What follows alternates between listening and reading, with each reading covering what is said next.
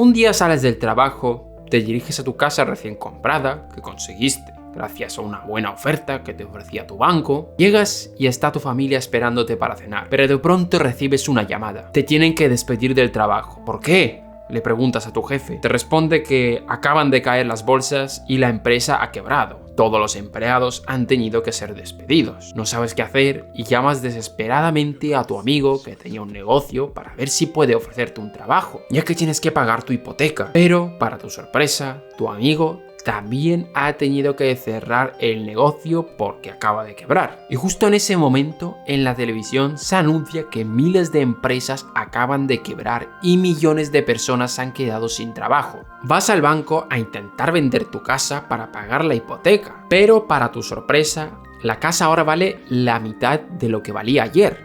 Y esta se acaba convirtiendo en algo impagable. Esto que acabo de contaros es algo parecido a lo que ocurrió durante la crisis del 2008. Con la caída de Lehman Brothers se fueron a pique miles de empresas y con ello millones de trabajadores acabaron en el paro. Fue una de las crisis más duras de la humanidad, pero no fue la única. Las crisis económicas y financieras han sido muy comunes a lo largo de la historia y muchos se han llegado a preguntar ¿por qué ocurren desastres de ese calibre? Y en este vídeo vamos a intentar dar con la respuesta. Y si eres nuevo, suscríbete si te gusta la economía. Dentro vídeo.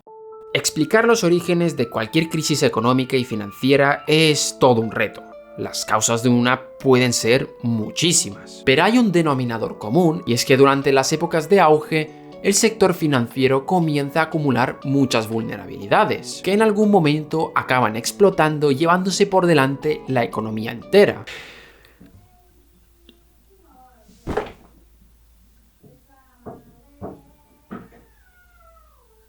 Pero ¿por qué a las instituciones financieras les da por acumular tantas vulnerabilidades? Pues eso ya es todo un misterio. Lo básico que hay que saber cuando se habla de ciclos económicos y financieros es que existen tres fases. La fase de auge, donde la economía va como un tiro y parece que no hay techo. La fase del crack, donde de un día para otro toda esa ilusión se desvanece. Y la fase de recesión, que vendría a ser la resaca después de una noche de borrachera. Vamos a comenzar por la fase de auge, donde aparentemente las cosas van de maravilla y donde entran en juego muchísimos factores psicológicos, ya que al fin y al cabo la economía está compuesta de seres humanos que van tomando decisiones en su día a día, así que es lógico concluir que la psicología afectará muchísimo a la marcha de esta. Hablemos de las expectativas de futuro, son una de las grandes causas de estos ciclos de auge, pero también de la recesión. ¿Cómo irá la economía mañana? ¿Cuánto valdrán mis inversiones mañana? Son preguntas cuya respuesta tiene un gran impacto. Y ya os adelanto que no hay quien entienda las expectativas. Robert Shiller, en su reciente libro llamado Narrativas económicas, describe este fenómeno donde la gente de a pie de calle, la prensa, la televisión, los políticos, van contando historias las cuales se van retroalimentando. Poco a poco surge una historia que cuenta un periódico, los que hayan leído este periódico se lo comentan a sus amigos, estos amigos se lo cuentan a otros amigos, los políticos también hablan de este fenómeno y las historias alrededor de este comienzan a crecer de forma exponencial. Por ejemplo, la conocida época de la Gran Moderación que comenzó en los años 80 en Estados Unidos. Hablamos de una época donde las perspectivas de futuro eran muy optimistas. La volatilidad en el empleo se estaba reduciendo, haciendo que hubiera más confianza por parte de los trabajadores a pedir préstamos y por parte de los bancos para dártelos, ya que si tanto tú como el que te presta dinero veis que tu trabajo va a ser estable y fijo, pensaréis que siempre podréis devolver el préstamo. Y esto poco a poco va contagiando la economía, generando esa retroalimentación de optimismo, haciendo que a lo mejor tanto bancos como personas sobreestimen su capacidad para devolver un préstamo y obviando que en cualquier momento esta situación puede llegar a revertirse. Coincidiendo con esto también teníamos la estabilización de la inflación, que reducía el riesgo percibido. Por ejemplo, muchas instituciones tienen en cuenta los movimientos del Banco Central para realizar sus inversiones. Si ven que la inflación no se está moviendo demasiado, sabrán que el Banco Central no tendrá por qué tocar los tipos de interés. Esto vamos a juntarlo con un vídeo anterior que hice donde explicaba cómo se creaba el dinero en las economías. Si os acordáis, los bancos tenían que hacer un cálculo de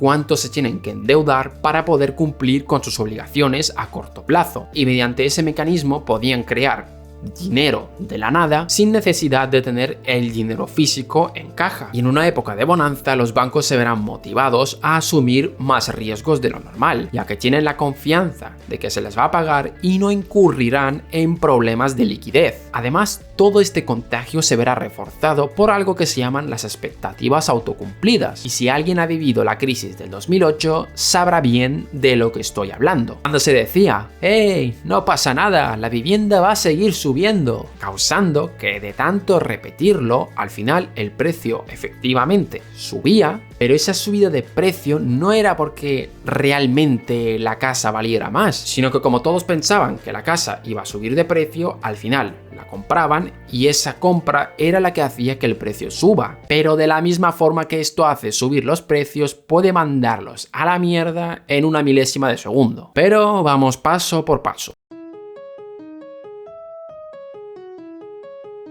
Todos estos factores psicológicos tienen una relevancia crucial, y el economista que popularizó la importancia de esto a la hora de analizar las crisis económicas fue John Maynard Keynes. Gracias a sus Animal Spirits describía cómo la economía se emborrachaba en fases de auge, provocando una acumulación de vulnerabilidades que acabarán explotando tarde o temprano. Pero aquí alguien avispado me puede preguntar, hombre, ¿habrá algo que fomente esa borrachera de expectativas, no? Pues sí y no. A lo mejor pueden surgir solas. Imaginaros, hace tiempo que no ocurre ninguna crisis, la gente ya se ha olvidado de los peligros de endeudarse demasiado y poco a poco se va alimentando esa oleada de optimismo. Pero también es verdad que puede ser provocada por shocks y que estos pueden venir tanto desde dentro como desde fuera. Por ejemplo, que se haya descubierto una revolucionaria tecnología o un supermétodo revolucionario para financiar. Da igual.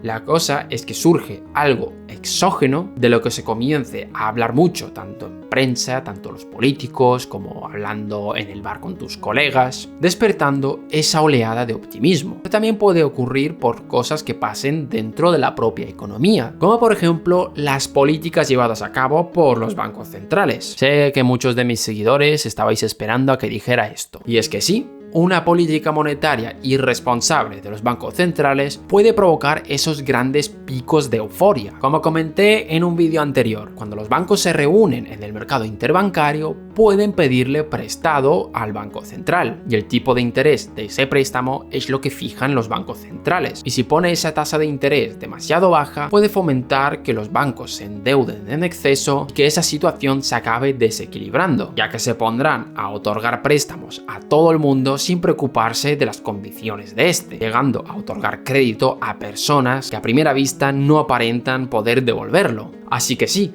un banco central irresponsable podría fomentar esos momentos de auge, aunque también hay que decir que esa herramienta de los bancos centrales no es algo omnipotente. Como ya os dije en un anterior vídeo, los bancos centrales tratan de influir sobre la tasa de interés, pero insisto en que es influir. Hay veces en las que no lo consiguen. A ver, es que aquí en YouTube y bueno, en general en las redes circula la mala teoría de que el Banco Central mueve los tipos de interés y el mercado automáticamente responde a esa bajada de los tipos. Y no es así. El Banco Central controla uno de los tipos de interés de la economía, pero hay muchísimos más. Y el mercado no tiene por qué responder a ese estímulo. Un ejemplo claro lo tenemos después de la crisis de 2008. Donde el Banco Central, a pesar de haber llevado a cero sus tipos de interés, no lograba que los bancos reaccionasen frente a esa bajada. Profundizaré sobre este tipo de cosas en vídeos posteriores, así que si eres nuevo y no te lo quieres perder, suscríbete.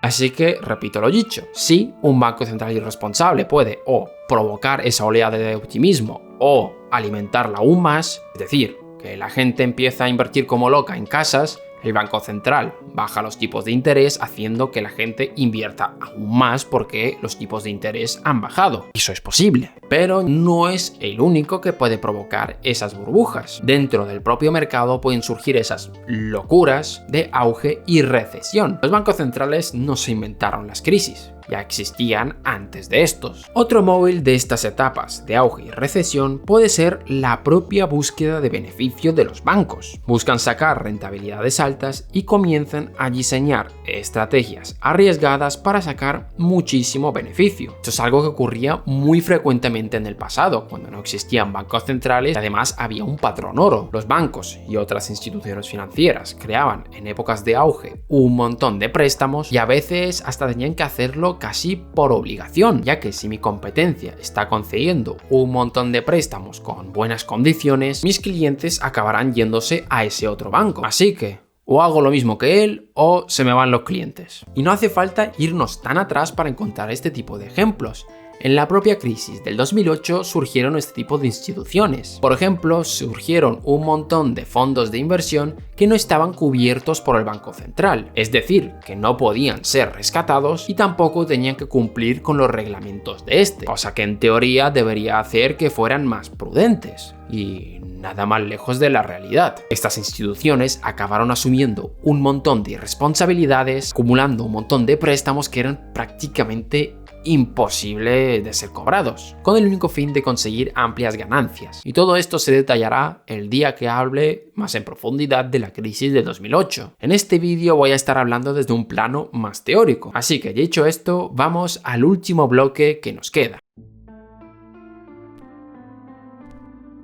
Hasta aquí hemos estado hablando de cómo la economía poco a poco se va dopando por distintos motivos, ya sea porque la gente se olvida del peligro de endeudarse en exceso, de la euforia por alguna tecnología nueva que se haya descubierto, un banco central irresponsable o la competencia y búsqueda de beneficios de los propios bancos. Pero ¿cuándo llega ese momento en el que todo se desploma y se va a pique? Pues con eso vamos ahora. Normalmente las alarmas comienzan a saltar cuando las empresas empiezan a incurrir en problemas de liquidez. Es decir, acordaros lo que decía en un vídeo anterior. Los bancos y otras instituciones financieras tenían que preocuparse por poder pagar sus deudas a corto plazo. Pero si van acumulando un montón de préstamos de mala calidad, es de esperar que muchos no se acabarán cobrando. Y si no cobra esos préstamos, les será complicado pagar sus propias deudas, ya que en un principio contaban con que iban a tener más dinero. Y si se van acumulando esos impagos, acabaremos teniendo una crisis de liquidez. También puede ocurrir que de pronto tu activo de un día para otro pierda casi todo su valor y acabes incurriendo en lo que se llama un problema de solvencia, que no es lo mismo que un problema de liquidez. Cuando hay un problema de solvencia, lo que ocurre es que aunque vendas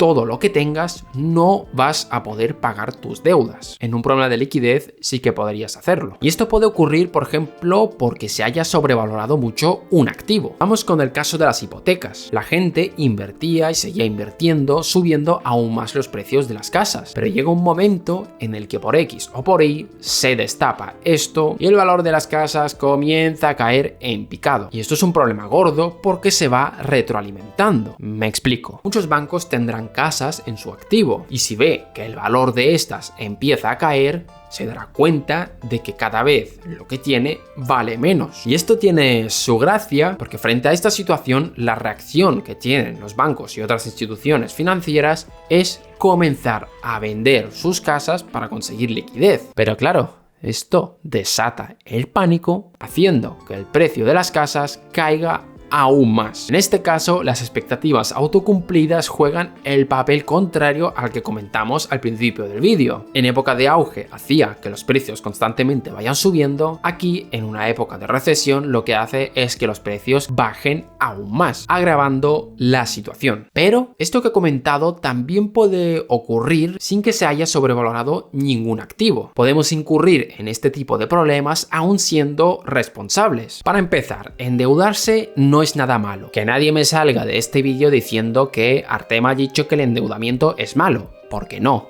El problema es endeudarse en exceso o más bien sobrevalorar tu capacidad de devolverla. Imaginaros que en la economía las cosas van bien, las empresas no se han endeudado de forma irresponsable y pueden devolver tranquilamente sus deudas. Pero de pronto viene un bicho llamado coronavirus que genera incertidumbre dentro de la población. Algunos empiezan a deshacerse de los activos de mayor riesgo, haciendo que caiga su valor. O las personas también comienzan a ser más conservadoras con su gasto y a lo mejor esa hipoteca que tenían en mente coger, al final deciden que mejor más adelante. Esto hace que los ingresos de muchas empresas acaben cayendo. Comenzarán a salir problemas de liquidez que para afrontarlos se venderán aún más activos, bajando más los precios y acabamos en un problema de solvencia debido a algo exógeno que ha ocurrido. Así vemos como un shock puntual y aparentemente transitorio genera al principio pequeños problemas de liquidez que acaban en problemas graves de solvencia, arrastrando consigo la economía entera.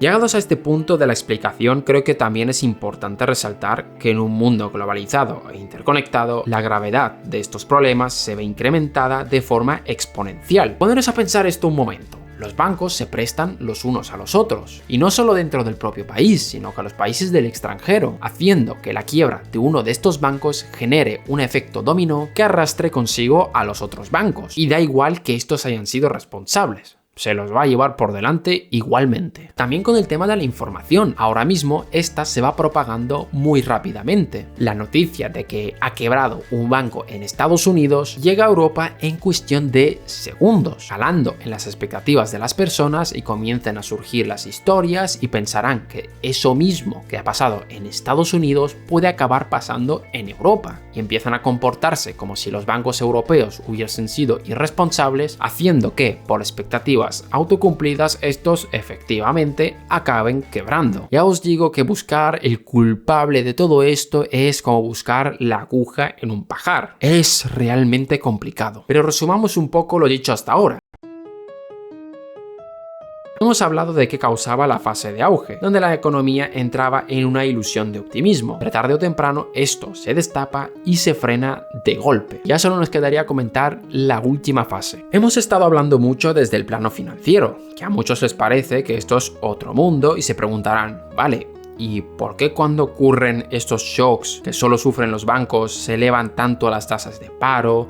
Los gobiernos recortan gastos o suben impuestos, las empresas cierran, etc. Pues aquí es donde vamos a conectar lo que se llama economía financiera con economía real. Pensadlo un momento, en pleno auge hipotecario, muchas empresas inmobiliarias se endeudan para construir casas, ya que evidentemente no dispondrán actualmente del capital necesario para construirlas. Así que acuden a los mercados financieros para atraer esos recursos del futuro. El problema viene cuando las propias empresas hipotecarias ven los enormes beneficios que se puede sacar y acaban entrando ellos mismos en esa ilusión. Ven que el valor de las casas está constantemente subiendo y empiezan a contratar más mano de obra. Como esta empieza a escasear, pues les ofrece más salarios, con lo que tendrán que endeudarse aún más, haciendo que la deuda total no tenga techo. Cuando llegue el momento en el que se corte el grifo del crédito, no podrán refinanciar o pagar sus deudas, iniciando la quiebra de empresas, el despido de trabajadores, caída de la confianza de la población, que ven como constantemente la gente pierde empleo, se vuelve más conservadora con sus gastos, eso reduce los ingresos de otras empresas, que provoca esa rueda de que también más despidos, etcétera, etcétera, etcétera. Y el sector público no se queda atrás. En etapas de auge, ve cómo los ingresos tributarios aumentan y deciden gastar más contratando a más gente para el sector público, cosa que además puede fomentar aún más esa época de auge. Y de pronto ve como todos esos ingresos públicos caen de golpe y se ve obligado a